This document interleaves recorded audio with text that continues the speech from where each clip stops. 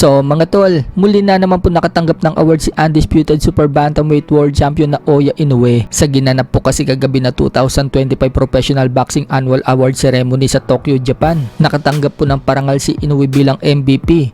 Pangsyam na award na nga po niya yan bilang MVP mga tol sa 8 consecutive year. Pati nga din po yung kapatid niyang si Takuma Inoue at maging itong si Junto Nakatani nakatanggap din ng award, kung saan nakatanggap naman po sila ng Technic Award. Sa speech nga po ni Inoue, nabanggit niya na talagang matutuloy na daw ang mega showdown nila ni Junto Nakatani sa buwan ng May. Pero pag-amin naman ni Inoue, napagod daw siya sa laban niya noong nakaraang taon. Wala daw kasing pahinga. Nakaapat po kasi na laban si Inoue noong 2025. Kaya ngayon, nagpahinga daw siya ng isang buwan para makarecover daw siya sa fatigue. Sinabi din ni Inoue mga tol na nakakaramdam din daw siya ng burning emotion na hindi daw niya naramdaman dati.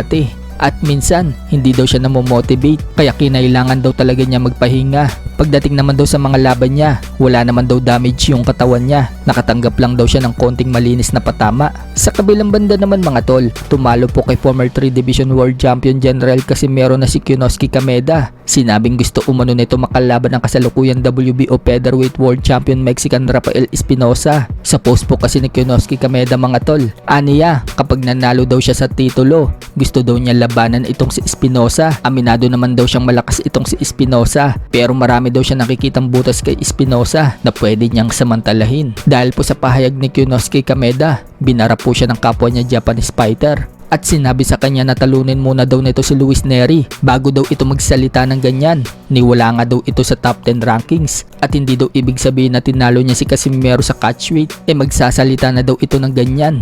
So buwelta naman po ni Kyonosuke Kameda. Tatalunin daw niya itong si Luis Nery anytime at anywhere, at hindi daw mananalo sa kanya itong si Luis Nery sa featherweight division. Kaya manahimik na lang daw ito at panoorin. Hindi daw kasi magtatagal, mapapalaban na siya sa World Championship. Sa ibang banda naman mga tol, nanalo sa Supa Boxing noong nakaraang araw na bata ni Freddie Rhodes na si Filipino J. Brio P. Benito, kung saan tinapos po nito sa loob lang ng 3rd round itong si Abel Mejia. Napagalaman po natin mga tol na nakaka-sparring pala ni P. Benito ang anak ni legend Manny Pacquiao na si Jimwell Pacquiao. Yan po ang sinabi niya sa post-fight press conference. Pero hindi pa umano niya namimit si legend Manny Pacquiao. Sana nga daw magkita sila ni Manny Pacquiao kapag pumunta si Pacquiao sa camp nila. Samantala, 4 na araw na nga lang po, magaganap na ang laban ni Mario Barrios versus Ryan Garcia, kung saan nakataya po dyan ang WBC welterweight world title ni Mario Barrios. Ayon nga po sa report mula sa boxing scene, sinabi ni Barrios, binibigyan daw niya ng credit itong si Ryan Garcia dahil mabilis daw ito at dangerous fighter,